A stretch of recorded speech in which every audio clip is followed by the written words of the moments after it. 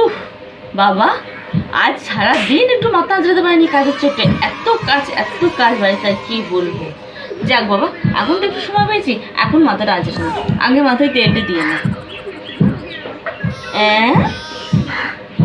বৌমা, ডাকছিলে মা? বলি এটা কি? তেলের শিশির মধ্যে জলটা ঢুকলো কিভাবে?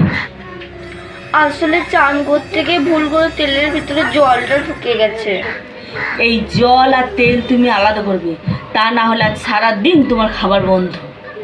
এটা মনে থাকে যেন। এখন আমি কি করে তেলের ভিতর থেকে জলটা বার করবো?